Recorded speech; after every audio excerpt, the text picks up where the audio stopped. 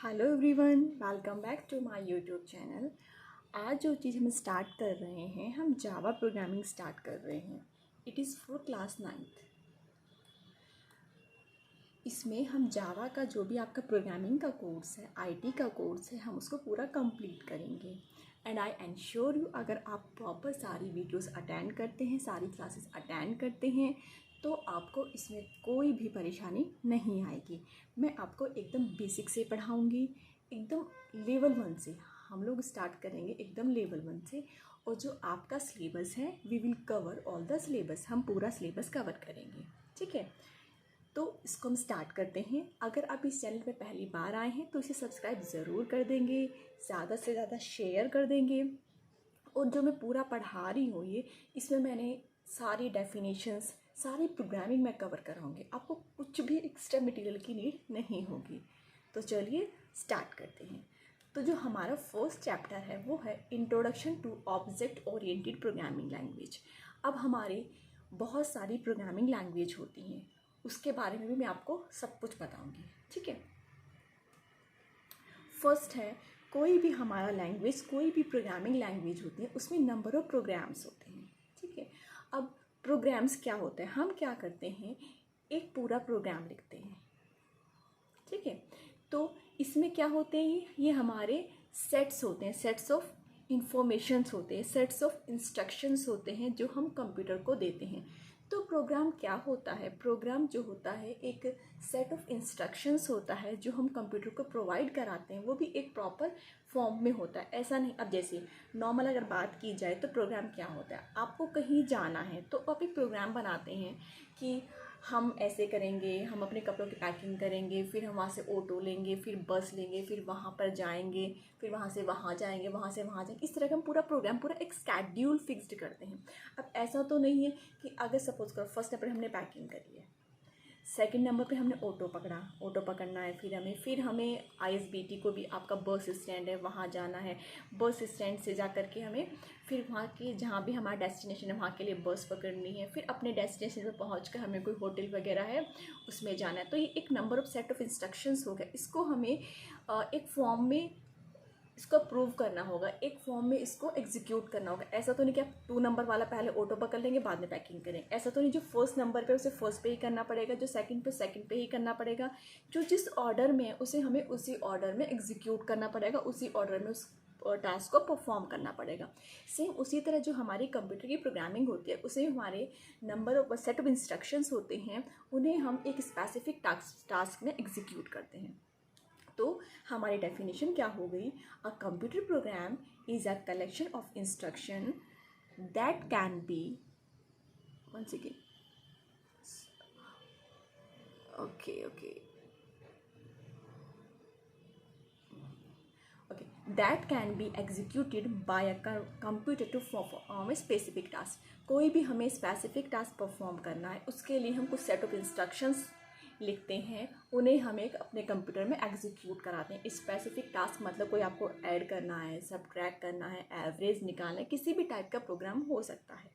Most computer devices require program to function properly. अगर सारी जो कंप्यूटर डिवाइसेस होती हैं उनमें प्रोग्रामिंग की जाती है अपने कोई भी फंक्शन को प्रॉपरली परफॉर्म करने के लिए। A computer program is usually written by a computer programmer. अब इसको जो जो प्रोग्रामिंग होती है, इसे जो हमारा कोई कंप्यूटर प्रोग्रामर होता है वो इसको लिखता है, और किस लैंग्वेज में लिखता है, वो एक प्रोग्रामिंग लैंग्वेज होती है जिसमें इसको लिखा जाता है। वो कौन कौन सी लैंग्वेज होती हैं वो हम इन्हें आगे पढ़ेंगे। तो सिंपल फर्स्टली हमें पता होना चाहिए प्रोग्राम क्या होता है। जो प्रोग्राम होता है वो एक कलेक्शन ऑफ इंस्ट्रक्शन होता है जो एग्जीक्यूट होता है बाय द कंप्यूटर, किस काम को परफॉर्म करने के लिए, एक स्पेसिफिक टास्क को परफॉर्म करने के लिए। तो जो आपकी प्रोग्राम की डेफिनेशन होती है वो यहाँ से यहाँ तक की होती है। आई थिंक आपको इतना क्लियर हो गया होगा। अब जैसे कि मैंने बताया था, प्रोग्रामिंग लैंग्वेज, जो प्रोग्रामर होता है वो एक लैंग्वेज से हमारी लैंग्वेज होती है, हिंदी, इंग्लिश, तेलुगु, कन्नड़ हमारी लैंग्वेज होती है। ठीक उसी तरह कंप्यूटर की भी अपनी प्रोग्रामिंग लैंग्वेज होती है जिसमें हम प्रोग्राम करते हैं। वो 3 टाइप की लैंग्वेज होते हैं, लो level language, high level language, ये नहीं है, ठीक है। हमारी जो कंप्यूटर की प्रोग्रामिंग लैंग्वेज होती है वो 2 होती है, एक तो लो लेवल लैंग्वेज होती है, एक हाई लेवल लैंग्वेज होती है। अब लो लेवल लैंग्वेज क्या होती है और हाई लेवल लैंग्वेज क्या होती है, इनको हम देखते हैं। सबसे पहले we will discuss low level language. Low level language क्या होती हैं, use to write program that relate to specific architecture and hardware for a particular type of computer. They are closer to native language of a computer. अब जो computer की language होती है वो कौन सी लैंग्वेज होती है, कंप्यूटर जिस भी लैंग्वेज में अपने प्रोग्राम को एग्जीक्यूट करता है वो बाइनरी लैंग्वेज होती है। अब ये बाइनरी लैंग्वेज क्या होती है, बाइनरी लैंग्वेज पूरी 0 और 1 की फॉर्म में होती है। फॉर एग्जाम्पल, हमारी लैंग्वेज में 2 ऐसे लिखा जाता है, कंप्यूटर की लैंग्वेज में 2 को ऐसे लिखते हैं। हमारी लैंग्वेज में 3 ऐसे लिखते हैं, कंप्यूटर की लैंग्वेज मतलब बाइनरी लैंग्वेज में 3 को ऐसे लिखा जाता है। सॉरी, 3 को ऐसे नहीं, 0 1 1 ऐसे लिखा जाता है 3 को, ठीक है। तो ये कंप्यूटर की लैंग्वेज है। तो जो लो लेवल लैंग्वेज होती हैं वो क्या होती है, जैसे हमने कोई भी स्पेसिफिक आर्किटेक्चर डिज़ाइन करना है, किसी भी टाइप के कंप्यूटर का, कोई भी हार्डवेयर का कोई भी आर्किटेक्चर डिज़ाइन करना है, तो वो जिस लैंग्वेज में डिज़ाइन किया जाएगा वो लो लेवल लैंग्वेज होती है। ये लगभग बाइनरी लैंग्वेज जैसी होती है, मतलब जो कंप्यूटर की लैंग्वेज है, बाइनरी लैंग्वेज जैसी ही होती हैं। जो लो लेवल लैंग्वेज होती हैं इनके आप एग्जाम्पल देख सकते हैं, जैसे असेंबली लैंग्वेज और मशीन कोड। ये हमारी 2 टाइप की लो लेवल लैंग्वेज है। अब जो आपकी असेंबली लैंग्वेज है वो क्या होती है, देखिए असेंबली लैंग्वेज बहुत ही यूज़र फ्रेंडली होती है क्योंकि इसमें हम नेमोनिक्स यूज़ करते हैं। सपोज अगर मुझे सब्ट्रैक्शन करना है तो मैं सब्ट्रैक्शन के लिए SUB यूज़ करूँगी। अगर मुझे एडिशन यूज़ करना है तो मैं ADD यूज़ करूँगी। अगर मुझे मल्टीप्लाई करना है तो मुझे MUL यूज़ करना होगा। तो इस तरह जो असेंबली लैंग्वेज होती है वो न्यूमोनिक बेस्ड होती है, लर्न करने में काफ़ी इजी होती है। तो हमें ज़्यादा इसके बारे में नहीं पढ़ना, जस्ट हमें पता होना चाहिए कि हमारी लैंग्वेज होती क्या है। असेंबली लैंग्वेज का यूज़ होता है स्पेसिफिक हार्डवेयर में या कोई भी स्पेसिफिक मशीन डिपेंडेंट इंस्ट्रक्शन को बनाने में। सबसे इम्पॉर्टेंट बात, जो हमारी लो लेवल लैंग्वेज होती है, ये सारी लो लेवल लैंग्वेज मशीन डिपेंडेंट होती हैं, मशीन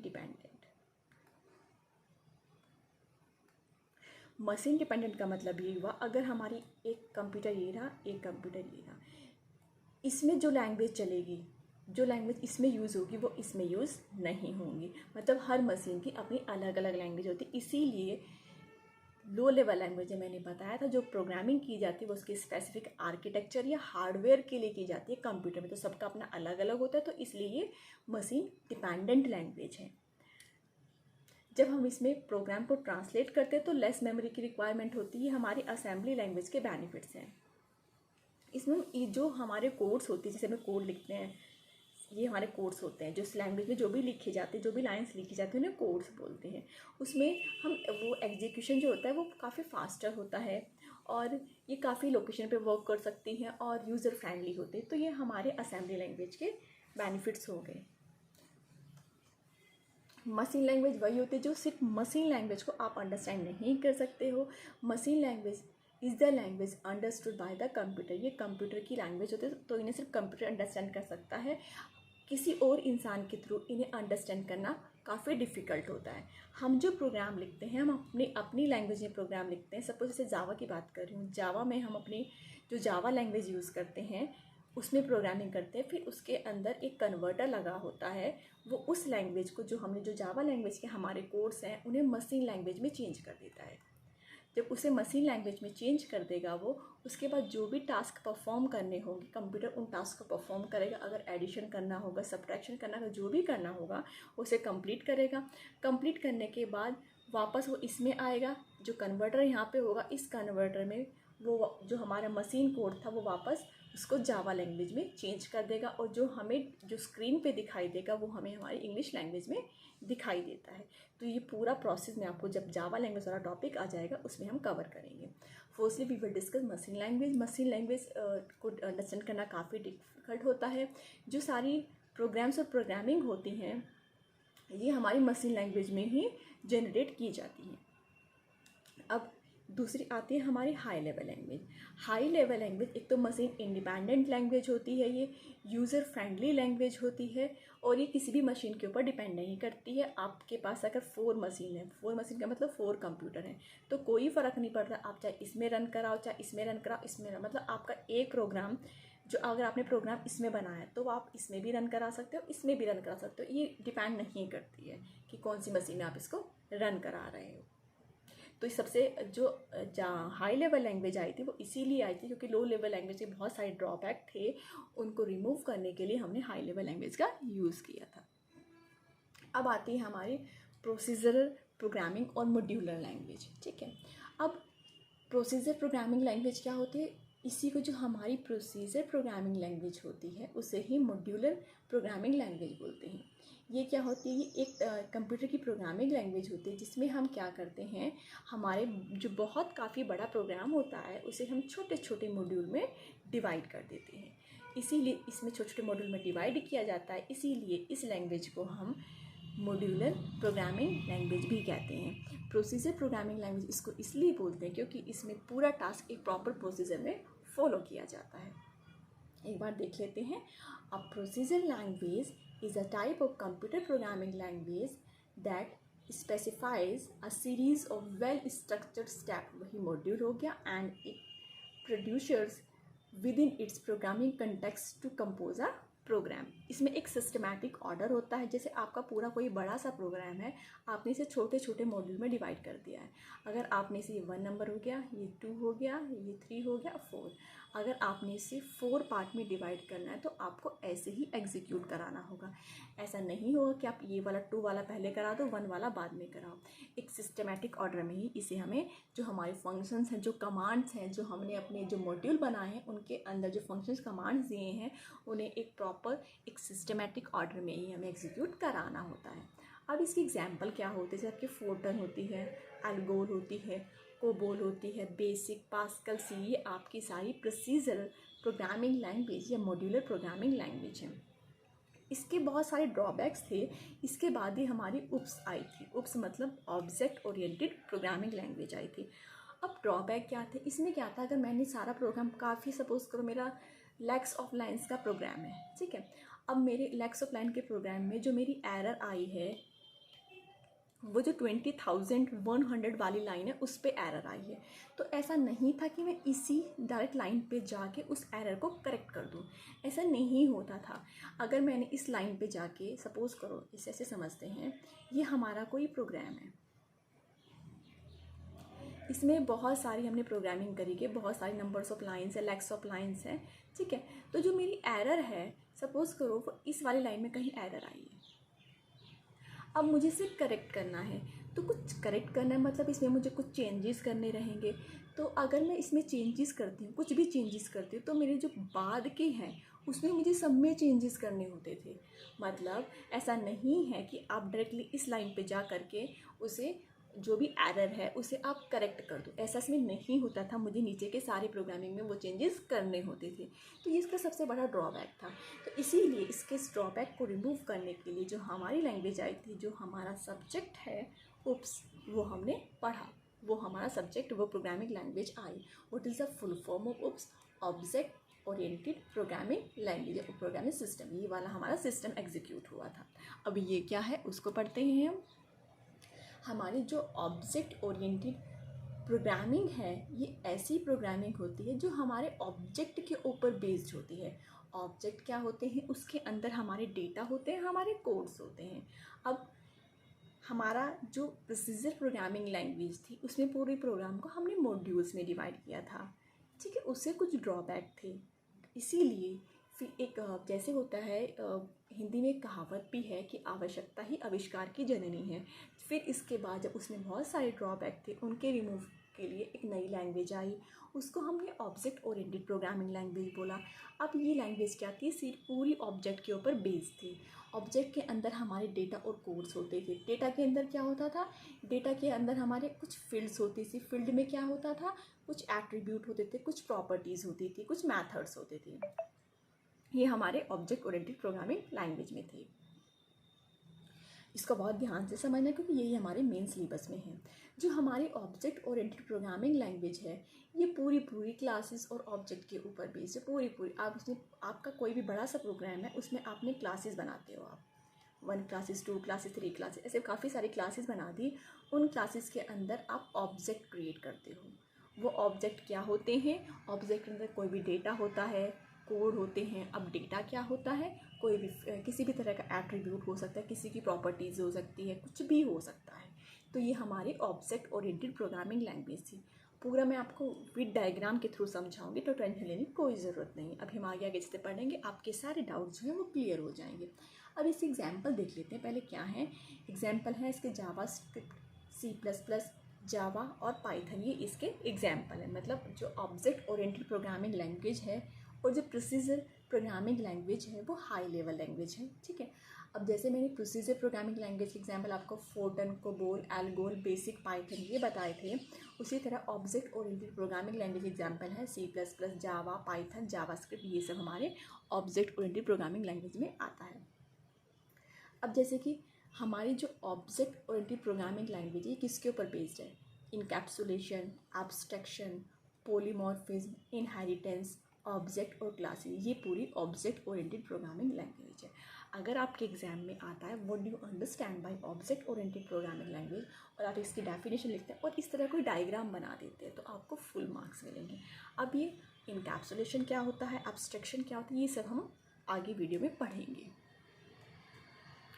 अब इसके बाद हमने प्रोसीजर लैंग्वेज पढ़ी, ऑब्जेक्ट ओरिएंटेड लैंग्वेज पढ़ी। दोनों में डिफरेंस क्या है, what is the difference between object oriented and procedure programming language. First number पे हमारी डेफिनेशन में आ जाएगी। जो प्रोसीजर प्रोग्रामिंग लैंग्वेज है उसमें हम पूरे प्रोग्राम को मॉड्यूल में डिवाइड करते हैं, फिर स्टेप बाय स्टेप इसमें अप्रोच होती है। और जो ऑब्जेक्ट ओरिएंटेड प्रोग्रामिंग लैंग्वेज है ये एक ऐसी मैथडोलॉजी है, इसमें हम पूरे प्रोग्राम को क्लासेस और ऑब्जेक्ट में डिवाइड कर देते हैं। अब अगर सिक्योरिटी की बात की जाए तो जो प्रोसीजर प्रोग्रामिंग लैंग्वेज है ये लेस सिक्योर है। ऐसा नहीं कि सिक्योर नहीं है, सिक्योर है, बट कंपेयर टू उप्स ये कम सिक्योर है। और जो अप्रोच की बात करें तो जो प्रोसीजर प्रोग्रामिंग लैंग्वेज है उसमें टॉप डाउन अप्रोच होती है। मतलब ऊपर से प्रोग्राम आपका एग्जीक्यूट करना स्टार्ट होता है, पहले 1 2 3 4 ऐसे। और जो ऑब्जेक्ट ओरिएंटेड प्रोग्रामिंग लैंग्वेज इसमें आपका प्रोग्राम नीचे से स्टार्ट होता है। मतलब अगर 4 3 2 1 ऐसे लिखा हो तो सबसे पहले 4 वाला एग्जीक्यूट होगा, देन थर्ड वाला, देन सेकंड वाला, देन फर्स्ट वाला। तो जो ऑब्जेक्ट ओरिएंटेड प्रोग्रामिंग लैंग्वेज है उसमें बॉटम अप अप्रोच होती है और जो आपकी प्रोसीजर प्रोग्रामिंग लैंग्वेज है उसमें टॉप डाउन अप्रोच होती है। इसे मैंने लगभग आपको 10 से 12 डिफरेंस प्रोवाइड कराए हैं, तो इतने नहीं पूछे जाते हैं। जो आपके वहाँ 5 to 6 आप लर्न कर लीजिएगा। और जो आपकी अब जो डेटा का मोमेंट है, तो जो हमारी प्रोसीजर प्रोग्रामिंग लैंग्वेज है इसमें data with in a system, मतलब वन फंक्शन से अनदर फंक्शन फ्रीली मूव करता है। और जो ऑब्जेक्ट ओरिएंटेड प्रोग्रामिंग लैंग्वेज है इसमें हम फंक्शन प्रोवाइड कराते हैं। हम मेंबर, सपोज कर मैंने एक क्लास बनाई, एक क्लास मैंने ए बनाई, फिर यहाँ पे मैंने कुछ इसके ऑब्जेक्ट क्रिएट किए, कुछ डेटा दिया, ये मैंने क्लास बी बनाई। अब ये मेरे ऊपर डिपेंड करेगा कि अगर मैं इसके ऑब्जेक्ट इसमें इनहेरिट कराऊँ या नहीं कराऊँ। मतलब मैं इसको परमिशन दूँ क्लास बी को कि वो क्लास ए के ऑब्जेक्ट को एक्सेस कर सकता है या नहीं कर सकता, वो हमारे ऊपर डिपेंड करता है। इसमें 3 टाइप्स के रेस्ट्रिक्शन लगाई जाती हैं, पब्लिक, प्राइवेट और प्रोटेक्टेड। तो अगर आप पब्लिक कर देते हैं तो एक क्लास मतलब को कोई भी एक्सेस कर सकता है। अगर आप प्राइवेट कर सकते हैं तो जिसको आप परमिशन देंगे सिर्फ वही कर पाएगा। तो इस तरह हम उसमें कुछ लिमिटेशन लगा सकते हैं। और जो प्रोसीजर प्रोग्रामिंग लैंग्वेज है इसमें कोई भी एक्सेस मॉडिफाई नहीं होता है। एक्सेस मॉडिफाई का मतलब यही होता है कि प्राइवेट, पब्लिक, प्रोटेक्टेड, कि अगर हम प्राइवेट लगाएं, पब्लिक लगाएं, प्रोटेक्टेड लगाएं, तो इसीलिए तो ये सिक्योर नहीं है, इसीलिए तो ये कम सिक्योर है as compare to object oriented programming language. बल्कि जो हमारी ऑब्जेक्ट ओरिएंटेड प्रोग्रामिंग लैंग्वेज है उसमें हम एक्सेस मॉडिफायर लगा सकते हैं। हमें ये जो हमारी ये ऑब्जेक्ट ओप्स लैंग्वेज है ये हमें इस तरह की फैसिलिटी प्रोवाइड कराता है कि आप इसे प्राइवेट बना सकते हो, पब्लिक बना सकते हो या प्रोटेक्टेड बना सकते हो। नेक्स्ट आता है इनहेरिटेंस। जो इनहेरिटेंस का कॉन्सेप्ट होता है वो प्रोसीजर लैंग्वेज में नहीं होता है और इसमें हमारा इनहेरिटेंस का कंसेप्ट होता है। ये तो इनहेरिटेंस के ऊपर ही बेस्ड है। इसके 4 मेन पिलर हैं, इनहेरिटेंस, इनकैप्सुलेशन, पॉलीमॉर्फिज्म। और तो ये हम आगे पढ़ेंगे अभी। अब what do mean by inheritance. Inheritance का मतलब ये है कि जैसे 3 है, 3 की चीज़ें हम 4 में एक्सेस कर सकते हैं, 4 की चीज़ें 5 में एक्सेस कर सकते हैं, 5 की चीज़ें हम 6 में एक्सेस कर सकते हैं, 6 की चीज़ें 7 में एक्सेस कर सकते हैं। इसको बोलते हैं इनहेरिटेंस, ठीक है। मतलब अगर जो हमारी अपर क्लास या एक क्लास की चीज़ें दूसरे में अगर हम एक्सेस कर सकते हैं तो इनहेरिटेंस बोलते हैं। नेक्स्ट आता है कोड रीयूजेबिलिटी। जो हमारी प्रिसीजर प्रोग्रामिंग लैंग्वेज है इसमें कोड रीयूजेबिलिटी की कोई भी फैसिलिटी प्रोवाइड नहीं है, जबकि जो हमारी ऑब्जेक्ट ओरिएंटेड प्रोग्रामिंग लैंग्वेज है वो इनहेरिटेंस के फीचर को यूज़ करती है। इनहेरिटेंस का फीचर क्या है, हम कोड ए के यूज़ कोड बी में कर सकते हैं, जो बी में मैंने कोड लिखी मैंने सी में यूज़ कर सकते हैं, तो इसमें हमारी रीयूजेबिलिटी ऑफ कोड अवेलेबल है। नेक्स्ट है हमारा ओवरलोडिंग। जो प्रोसीजर प्रोग्रामिंग लैंग्वेज है उसमें ओवरलोडिंग नहीं होता है, जबकि उसमें होता है। What do you mean by overloading? Overloading क्या होता है, अगर मैंने सपोज को कोई फंक्शन बनाया है, ये मैंने एक फंक्शन बनाया है एरिया, अगर मुझे रेक्टेंगल का निकालना था तो ए और बी से मुझे लेंथ और ब्रेथ दो चीज़ की रिक्वायरमेंट होती है। अब अगर ऐसे करते हैं, पहले अगर मुझे एरिया निकालना है सर्कल का, तो मैंने उसके लिए फंक्शन बनाया था एरिया का आर, तो मुझे इसमें एक ही की रिक्वायरमेंट होगी। फिर बाद में मैंने इसको यहाँ पे डिफाइन भी कर दिया था कि एरिया कैसे निकालना है। फिर मुझे लगा कि नहीं, अब मुझे एरिया चाहिए रेक्टेंगल का, तो रेक्टेंगल में मुझे दो पैरामीटर देने पड़ेंगे, लेंथ इंटू ब्रेथ। तो मैं यहाँ पे इसी वाले फंक्शन को यूज़ कर सकती हूँ इसमें ओवरलोड करके। ओवरलोड मतलब इसमें कुछ ऐड करके मैं इसी फंक्शन को यहाँ पे इसी मेथड को यूज़ कर सकती हूँ। इसे ओवरलोडिंग कहते हैं। ओवरलोडिंग भी हमारे UPS का एक मेन फीचर्स है, इसे ऑपरेटर ओवरलोडिंग कहते हैं। इंपॉर्टेंस क्या होती है, ये हमारे फंक्शंस को, इसमें जो इंपॉर्टेंस दी जाती है वो इंपॉर्टेंस जो दी जाती है वो फंक्शंस को दी जाती है। और जो हमारी ऑब्जेक्ट ओरिएंटेड प्रोग्रामिंग लैंग्वेज है इसमें जो इंपॉर्टेंस दी जाती है, it gives importance to data, ये डेटा को इंपॉर्टेंस देता है ओवर फंक्शंस के ऊपर। और इसमें इंपॉर्टेंट फंक्शन होता है, इसमें जो इंपॉर्टेंस है वो डेटा की होती है। अब हम वर्चुअल क्लासेस, इसमें कोई वर्चुअल क्लास नहीं होती, इसमें हमारी वर्चुअल क्लास होती है क्योंकि इनहेरिटेंस हम यूज़ करते हैं। जो हमारी इनहेरिटेंस की ये बोल सकते हैं जो फैसिलिटी है वो हम इसमें यूज़ करते हैं। तो जहाँ पे इनहेरिटेंस आ गया वहाँ पे आपकी वर्चुअल क्लासेस आ गई, रीयूजेबिलिटी आ गई, ये सब चीज़ें हमारी आ जाती हैं। और इसमें हम कॉम्प्लेक्स प्रोग्रामिंग या कॉम्प्लेक्स प्रॉब्लम सॉल्व नहीं कर सकते हैं, जबकि हम इसमें कॉम्प्लेक्स प्रॉब्लम सॉल्व, कॉम्प्लेक्स मतलब कुछ बहुत ही लेंथी सा प्रोग्राम हो, कुछ बहुत ही कॉम्प्लेक्स सा प्रोग्राम हो, कोई भी चीज़ बहुत कॉम्प्लेक्स सी प्रोग्राम हमें छोटी छोटी क्लासेस में डिवाइड कर दे, छोटे छोटे फंक्शन बना लिए, उसके फंक्शन को एक से दूसरे को इंटरलिंक करा लिया, हम ईजिली कर सकते हैं। और इसमें हम नहीं कर सकते हैं। और जो हमारे प्रोसीजर प्रोग्रामिंग लैंग्वेज इसमें डेटा हाइडिंग नहीं होता। डेटा हाइडिंग वही एब्स्ट्रैक्शन जो हमारा ऑब्जेक्ट ओरिएंटेड प्रोग्रामिंग लैंग्वेज है इसके 4 पिलर में से एक है और इसमें हमारा होता है। इसलिए ऑब्जेक्ट ओरिएंटेड प्रोग्रामिंग लैंग्वेज ज़्यादा सिक्योर है as compare to procedure programming language के। जो अब प्रोग्राम डिवीज़न देख लेते हैं, इसमें हमारा प्रोग्राम छोटे छोटे प्रोग्राम में डिवाइड होता है, मतलब मॉड्यूल्स में डिवाइड होता है। जबकि जो इसमें हमारा प्रोग्राम है वो भी छोटे छोटे पार्ट्स में डिवाइड होता है, पर वो पार्ट्स कौन से होते हैं, उसके ऑब्जेक्ट होते हैं। ठीक है, ऑब्जेक्ट क्लास के अंदर होते हैं। अब आप इसके, इसमें हमने क्लास में एग्जाम्पल देना है। इसके एग्जाम्पल मैंने आपको बताए थे, सी, फॉर्टन, पास्कल, कोबोल, एल्गोल। और इसके एग्जाम्पल आपके .NET, C++, जावा, पाइथन, जावास्क्रिप्ट, VB.NET, ये इसके एग्जाम्पल हैं। तो आज अगर हम देखते हैं तो हमने आज क्या क्या पढ़ा। सबसे पहले हमने पढ़ा व्हाट इज़ प्रोग्राम, फिर हमने पढ़ी प्रोग्रामिंग लैंग्वेज, फिर प्रोग्रामिंग लैंग्वेज के बाद हमने पढ़ा types of language,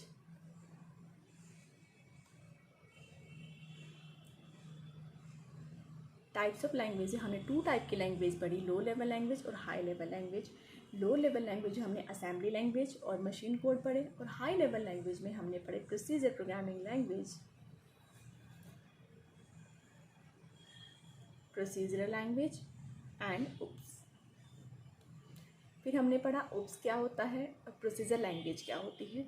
after that हमने पढ़ा कि what is the difference between procedure programming language and object oriented programming, दोनों में क्या डिफरेंस होता है, ये हमने पढ़ा।